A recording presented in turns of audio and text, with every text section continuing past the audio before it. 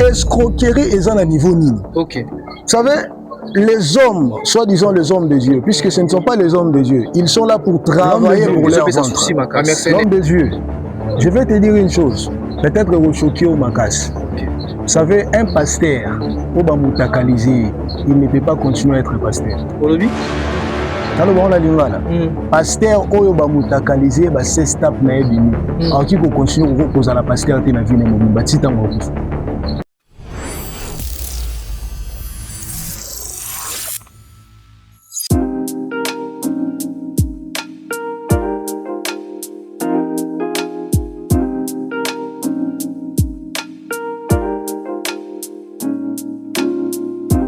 Shalom peuple de Dieu, et c'est bien moi votre humble serviteur pasteur Joël Lemaranaïm na émission na biblio mesana toujours kolanda à la découverte chaîne eza moko kene na YouTube beta PJMA TV au mona ba contenu na biso na Facebook na TikTok liker partager commenter ba numéro na biso peza wana benga biso et nzamba kozanga te ko pambola yo et topesi mbote na DGA Jérémie Elinga topesi pe mbote na pasteur na biso Placide Balondi azali na sima ya caméra nzambe apambole pona musala kitoko o azali kosala katikati na biso na oyo esika. Oui, voilà, lelo tokolobela quand la religion devient business en parlant de l'escroquerie, fausses promesses, manipulation et pression sociale dans certaines églises congolaises. Yango déjà sujet na biso ya lelo o tokokundole yango elongo na mosai na nzambe.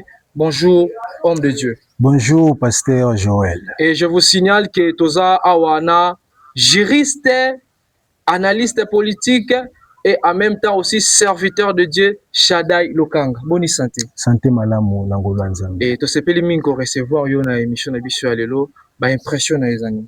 Alors déjà, la première des choses, je dis merci à Dieu parce que, comme tu le sais, ce n'est pas la première fois de programmer ces instants. Okay. À chaque fois qu'on programmait, Zalagiga na moi contre-temps webimae bloqué Makambo. Mais aujourd'hui, quand même, le Seigneur nous a accordé cette grâce-là. En tout cas, Naza, vraiment, je suis vraiment très content et réjoyé en même temps. Gloire à Dieu, merci beaucoup et le plaisir est partagé. Et pour nous qu'on est directement qu'on ramasse yo et dernièrement parce que si je te le béza qu'on engagé église, société et puis christianisme hein, en général tout koloba. Et tout le monde qui récemment dans la publication na yo s'attaquer aux pasteurs et s'attaquer aux églises et dans le domaine de l'offrande, église comme business et côté escroquerie et c'est quoi les problèmes? Bon, déjà l'homme de Dieu. Je ne veux pas que bateau bazolanda biso bazalana ay moko ya mabe sur moi. OK. Et je suis un enfant de Dieu, je suis serviteur de Dieu, donc je suis aussi dans l'église de Jésus-Christ. Je ne suis pas là pour attaquer les pasteurs. En tout cas, ça, ce n'est pas mon rôle. Okay. Alors, je suis là tout simplement pour dénoncer la mauvaise gestion de l'église. Pas toutes les églises. Le roi Natem a vu certaines églises congolaises. Donc, il y a forcément certaines églises aussi qui sont dans le bon, on peut dire. Donc, c'est ça. Et toi, banana liboso, parce que vous évoquez, escroquerie. Escroquerie na niveau nini. En parlant de l'église, l'église ici quand bazo bon de bazo lukanzambe bazo prier, escroquerie yango omoneli yango wapi na ba certaines églises ou to qualifier ba certaines églises. Donc déjà l'homme de Dieu, j'aimerais préciser quelque chose avant d'entrer là-bas. OK. Et bato bazo landa biso baebi que non, la religion peut être définie de la manière OK, très bien. Et moi je définis la religion comme l'ensemble des croyances, des pratiques liées à une divinité quelconque. C'est ça d'abord la religion. Et na ba religion tozanango il y a religion moko to bengaka christianisme. Alors na kati ya christianisme ndi ba église ezalaka. Alors l'église eza o nzamba pesa biso, o nzamba tikela biso, o nzamba tika epa ya apôtre. Rassemblement ya bana nzambe o basanganaka pona kokumisa kombo nzambe. Nde nzamba lobaka bisika alon baloni biloko bambuma malamu eza munguna kotaka na butu po lo na bambuma ya mabe. OK. Voyez-vous? Alors, dans l'église Nabiso actuellement, la majorité des églises, je ne parle pas d'une manière globale, hein? Puisque d'une manière générale, église est église. Mais, si on dit qu'il y a une exception, au monde de l'église où est salé l'anzambe, église où est salé l'anzambe, église où est salé l'anzambe, mais bah église où est salé l'anzambe, te wanande escroquerie na zolo bela wana. Escroquerie on a niveau ni. Escroquerie est à niveau nini. OK. Vous savez, les hommes, soi-disant les hommes de Dieu, puisque ce ne sont pas les hommes de Dieu, ils sont là pour travailler pour leur ventre. Ba mercenaires. Ba mercenaires to le bakaka. Mais casquette ya bana meme. Ils sont là pour promettre ba makambo malamu alors que ça ba makambo malamu te baza wana escroquerie na niveau ya offrande, escroquerie na niveau ya ba demande abusive. Donc, comme pas possible. Donc, lorsque tu participes, même une fois, tu comprends que non, ces gens sont en train de chercher là. Mais tout le monde la Bible va aussi en offrande, c'est normal. Tout le monde à chaque fois, lorsqu'il y a construit le temple, il y avait des dîmes qui se donnaient, mais pourquoi s'attaquer aux offrandes et aux dîmes? L'homme de Dieu, Bible, lorsqu'on lit très bien la Bible, apôtre Paul Azoloba, chacun donne ce qu'il a comme ce qu'il a résolu dans son cœur. Mais si on y a l'église à Congo, l'homme de Dieu, ils ont des foxing, olinga te occupé ça. Prophète a abeti vision de l'aigle, monisa qui n'a pas na $100. Ça qui n'a pas $200. Maman so na ngote tango bimambo okuya yo. Oh, voilà. Bazana, il demande l'argent, mais en réalité, il ne fout rien avec cet argent. Mais l'église est ton gamin. L'homme de Dieu, église ni les autres gamin. On va faire ici la chaîne pour l'église. L'homme de Dieu, comme Naebisio, il y a certaines églises où la gestion malamu. Mais l'église où ba simanda ku ba église misusu, même ba église misusu minene, au peut au mona, ba ça peut dans le faux. Ils sont en train de chercher l'argent. Ils sont dans le business. D'ailleurs, l'église Zolande est pour appauvrir le peuple nzambe, est pour appauvrir le Congo. Imaginez maman yama tembela teki matembele nae. Ayena mbongo nyonso ya comex. Abika te so na silisi église na leka na wenze. Mbongo comex ana ngo $100. Prophète le roi kendaka simba ki bakisi na e amonaka partout, amonaka même na elo slip mama lati. Amoni na kati ya sac amoni $100. OK. Maman, nzamba la kisi na kati ya sac na $100. Nzamba zo recommander il faut payer $100 wana. Soko pesi yango bénédiction ko sa nini koya. Mais soko pesi te na omona maladi moko koya elongola mbongo wana d'une manière ou d'une autre, voilà. OK. Donc ils se servent de la manipulation pour te dépouiller. Voyez-vous? En réalité, ce ne sont pas des hommes de Dieu. Ce sont des escrocs. Il faut préciser que je ne parle pas de toutes les églises. Hein. Il y a d'autres églises qui sont dans les normes. Mais il y a une catégorie des églises hommes de Dieu au côté Yomoko Leli. Au côté Yomoko Oleli. Au monde a panier à 30 liboso cher. Mais tout le monde a des témoignages. Bah, que ça va tout dans l'église, ça va témoigner. Non, n'a pas ça qui papa $100,000, n'a pas ça qui autant de autant. Zamba fungwe linga iba porte. Tu vas témoigner. Oui, bi eloko ba mo benga migolo makiona. Hein? Oui, bi eloko ba benga makiona. Nini? Oui, bi eloko bikolo ba benga makiona. Ce ne sont pas tous les témoignages que tu vois à l'église des vrais. Oui. Ce ne sont pas tous les témoignages. On ne peut pas dire que non sommes ça. Il y a serviteurs de Dieu, il y a des serviteurs de Dieu qui sont dans le vrai, qui sont dans le bon, qui impactent positivement, qui déclenchent la puissance de Dieu. Là, on ne peut pas les nier. Voyez-vous? Mais il y a certaines personnes qui se servent de la puissance maléfique. À mon anaye, mais les dons là ne viennent pas de Dieu. Avant ça, les gens assemblée pour la yo bien et puis après quelques micros ils ont la conséquence il y a bateau bazan na ba église ya bongo le rôle ba fidèle ba conséquence ni ne quoi révéler bango l'homme de Dieu tant que bon ça parce que on peut ça offrande eza ko dédier à mon nzambe il faut ça la consommer comme dit la Bible il faut ça la agréer accepter pas nzambe sur ce qui va pesi yango pas nzambe mais kuna et comme pas nzambe tezo qui n'est pas nani d'une manière spirituelle. Voilà. Déjà, d'une manière spirituelle, il faut évacuer offrande. Babande toujours koyo pesango pour na misala nanda kwa nzambe. OK. Voyez-vous? Maintenant, ba église ya lelo, l'homme de Dieu. On dit Dieu de la Bible auto sambela ba. Azala kuna te. Parce que kuna les pasteurs na zala nzambe. La Bible est non à chaque fois on retika pour ba serviteur. Mais sous ba consommer ngo odeur wana mati eza lokola adoration ezikumisi nzambe sikoyo milinga wana lelo ezomata yo ekende pa nani l'homme de Dieu elo moko nakoyebisa yo nakoyebisa eloko moko si tu observes très bien bapasteur baoteya bénédiction pambwama boyeboyeboye la majorité de ces églises là so oyo kota otala moto abongi na église c'est seulement le pasteur. Oh. Voyez-vous, le pasteur est la seule personne à être bénie dans ce genre d'églises-là. Mais les autres là sont nourris de promesses, hommes de Dieu. Ils sont nourris de promesses.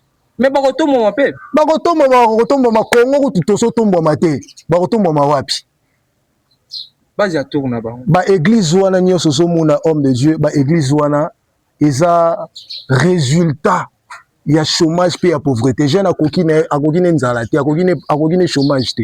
Habité à na mona répète. Anako bakisango pas jeune mo boté ka bougie. Na yebi ba petit belé basali ya ba bougie. So simbi yo bo homme de Dieu a ko prophétiser le yo lokola yo mo omituna yango muto aza nzambe yo toni don ayebi yo pena nyonso. Nyonso pena mubimba. Donc nyonso basimbi babiloko wana pour venir te donner des prophéties. Au moment où prophétie wana eza na bimoko, c'est de te convaincre qu'ils sont de Dieu. Voyez-vous, c'est de te convaincre qu'ils sont de Dieu. Il y a certaines personnes qui, lorsqu'ils me voient, bazolo va peut-être atakara ba prophète. Les gens qui me suivent me connaissent, moi aussi je prophétise. Mais nasala ba biloko wana te. Ce sont des escrocs batwana. Baende ko luka mbongo na musala nzambe. Baiko luka mbongo na musala nzambe. Bible za klebi lobi musala nzambe ndeko pambola. Bon so ba luki mbongo na musala nzambe za mabete. Musala nzambe ko pambola. On a suivi un pasteur à lobi ke soki ayamba yesu eza pona mbongo. Eza pona mbongo. Ah. Nzambe pa pamboli apesi pe mbongo. Bon déjà nayebi. OK. Nayebi déjà je ne vais pas entrer dans ça. Puisque chacun de nous a sa façon où ememaye à la nzambe. Nayebi vraiment boyebi sanga yezala pona bando ya famille na bango pona kokima et tout ayaki na makolo nzambe. Tu vois un peu, c'est dans le christianisme, c'est dans le Seigneur Jésus-Christ que le Saint-Esprit t'enseignera certaines choses. Que non, voilà, si tu es ici, c'est pour ça. Mais au départ, chacun de nous a sa raison de suivre Dieu. En parlant des fausses promesses, lorsque l'homme de Dieu, vous savez, lorsque Naïbika utilise les réseaux sociaux, lorsque on suit même na TikTok, na Facebook, au moins la publicité na bango. Mais quand Nzambe na ngai, fire, so na programme, c'est déjà une promesse, non? C'est déjà une promesse. Donc, là, le problème, c'est malade, soit il y a une activité, on a bimani le wana. Na kia kuna au déplier ngapé, au pesna professeur, au pesna au ngapé na mbongo la sani na pesi. Mais je rentre chez moi, rien ne change dans ma vie. Je reste le même. Est-ce que partout on a habité ceux qui déjà te répondent à Kibiso yango? Eza na cause nini litomba nini muto azozwa na église oye bengami église mais eza église ité na bomoni samena miso ya Nzambe. L'homme de Dieu.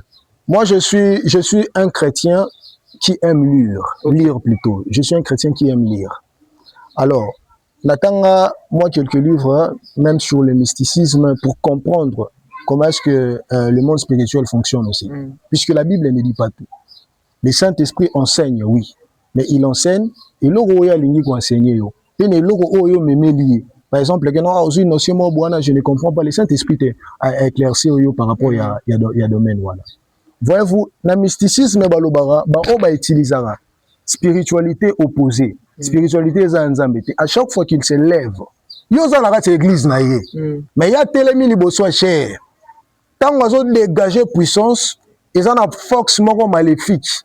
Où ils ont dégagé eza ko melaba énergie vibratoire ya bato.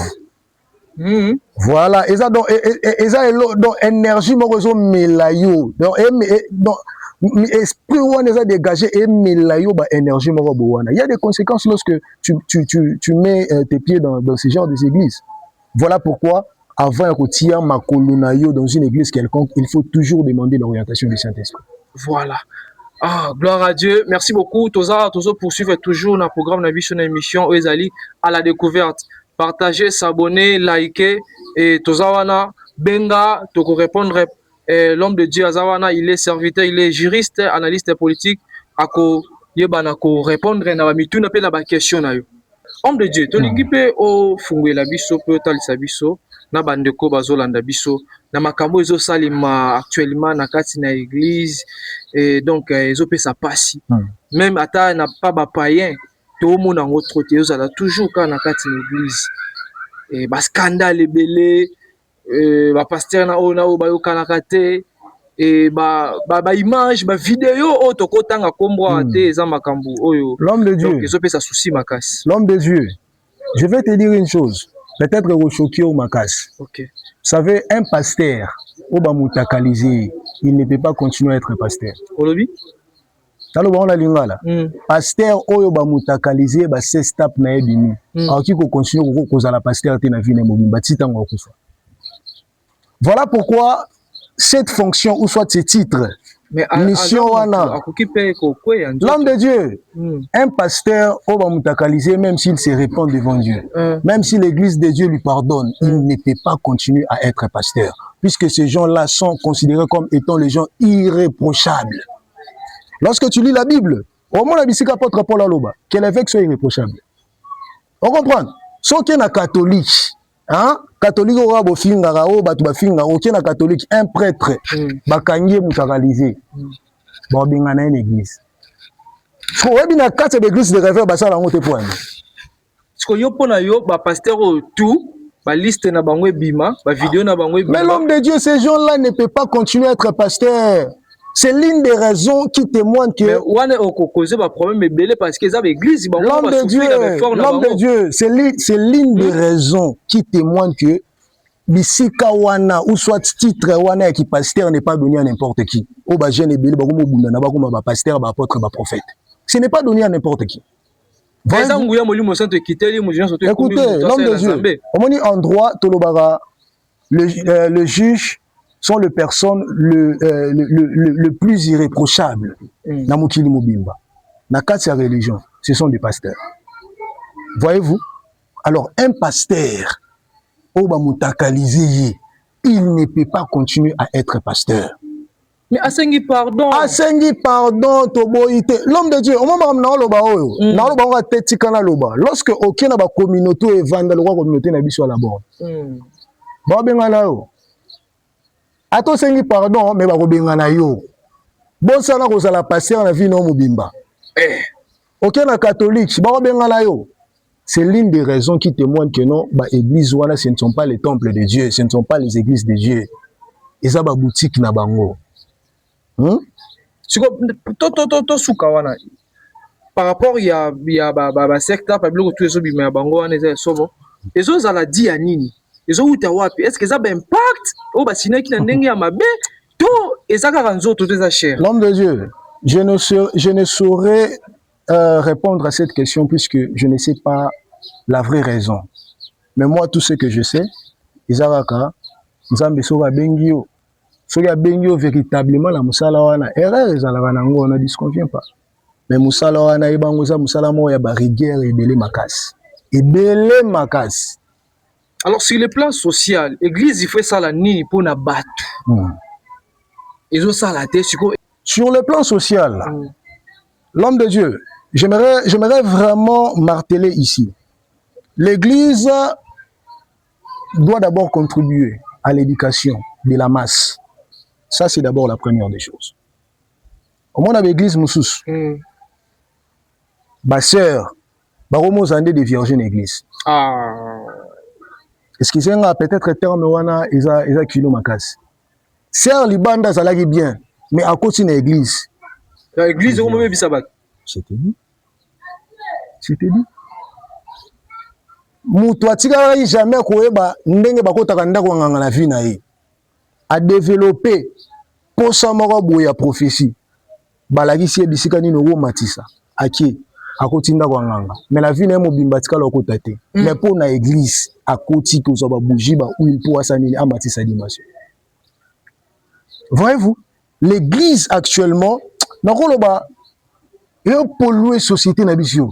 Je ne parle pas de l'église en général, mais je parle de certaines églises. Et puis certaines églises, et ça la passe parce que l'église est ebele makasi. Nga pena na sambila nzambe moya kolonga ngo ezaka ka batumba ba église wana pe bakanga ba église wana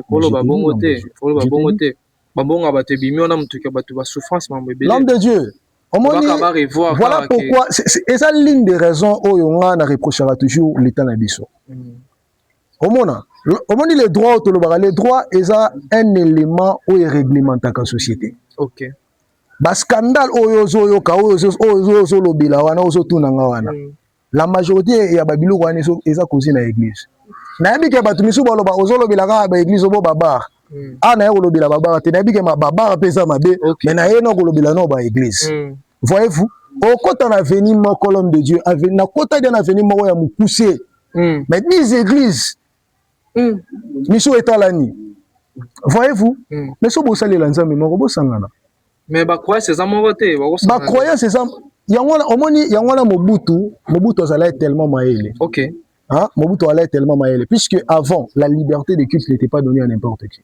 Mobutu savait. So tali même ba ancien vidéo na au monde abisiga lobela ba prophète, ba faux prophète. Voyez-vous? Puisque bangonde baza ko polluer mboka na biso. Alors, homme de Dieu, est-ce qu'un pasteur aussi peut faire la politique, se retrouver dans la politique? Déjà, pour répondre à cette question, un aspect biblique ou soit normalement, ou soit selon la Bible. Ou selon la doctrine chrétienne, est-ce qu'ils ont autorisé, même si la Bible les a autorisé, un pasteur de se lancer à la politique? Déjà, la religion, j'aimerais d'abord clarifier quelque chose. La religion, c'est la religion chrétienne, hein, non, le christianisme. Jésus ne nous a pas laissé ça. Hein? Jésus ne nous a pas laissé le christianisme. Ça, c'est d'abord la première des choses. Je vais rejoindre ta question. Okay. C'est d'abord la première des choses. Na kati ya religion, pour la nini, na roki ko pesa yo raison ou eza ko attester que non, nzamba tikela biso ngote, puisque dedans tu verras ba doctrine et belé makasi. Et notre Seigneur Jésus-Christ ne se sépare pas de la sorte. La vraie doctrine se trouve dans la Bible. Rentrons dans la Bible. Que dit la Bible? Est-ce qu'un pasteur peut être un politicien? Si les apôtres étaient politiciens, apôtre Paul a dit, soyez mes imitateurs, soyez politiciens, alors soyez un politicien. Parce que le roman Corona que y soit christianisme était, hein? Si quoi on va faire biso comprendre ni wana place wana. L'homme de Dieu, lorsque je parle du christianisme, je fais allusion à la religion dans sa globalité, la religion christianisme. Voyez-vous, comme je l'ai défini, le christianisme, c'est l'ensemble des croyants, et plutôt la religion, c'est l'ensemble des croyances, des pratiques liées à une divinité quelconque. Okay. Voyez-vous? Donc, dans la religion, le mot religion, on ne trouve pas seulement la foi, mais on trouve aussi les pratiques. Voyez-vous? Mais si on a une église, on a une pratique en Zambété. Donc, chacun vient avec sa doctrine. Ok.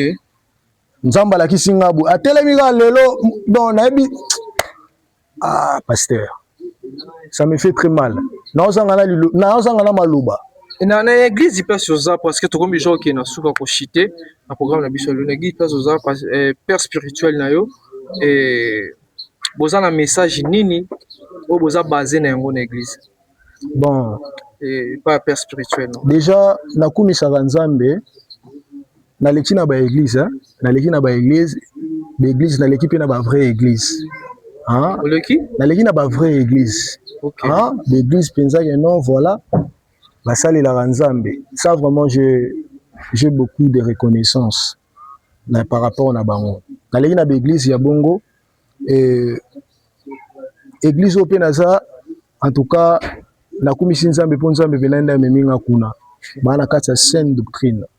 Je suis dans cette église la borne. Pour sentir que nos paroles, pour être pasteur, l'homme de Dieu, au limba enseignement. Ok. Et ça c'est le roi jeune.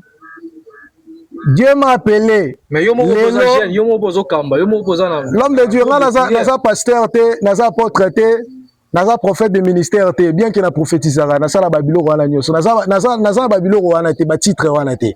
Mais na l'église il y a lelo. Et bien là, j'ai 2 ans. Dadi. Voilà, vraiment, tu as la Voyez-vous? souka ya programme na biso lelo et nini to lobite comme sujet awa ko pesa na peuple de Dieu. Bon, déjà je pense que tolobi o ezala qui essentiel. Na ki wana non pour attaquer le pasteur ou soit les hommes de Dieu. Okay. Voilà pourquoi lorsque na lobeli ba makambo na identifier batuté na tangi pe kombo mututé na tangi pe kombo église moko songolo pakalate. Okay. Na lobby en gros, soko se retrouver dedans, en tout cas yeba il faut changer. Alors, eloko na moni to lobeli te o il faut to lobela ta moi pendant quelques minutes et ça conseil et pas la jeunesse. Okay. Vous savez, servir Dieu c'est bien. C'est vraiment bien. Dieu nous a appelés à ça. Aller faire de toutes les nations mes disciples. C'est ça la mission principale. Lorsque tu donnes ta vie au Seigneur Jésus-Christ, le Saint-Esprit te remplit. Il te donne la capacité de te tenir devant les gens pour prêcher la parole de Dieu. Cela n'est pas un signe d'appel pour être apôtre, pasteur ou soit prophète du ministère. Beaucoup de jeunes sont pressés. Baza pressés pourquoi? Puisque Nabani Rotea,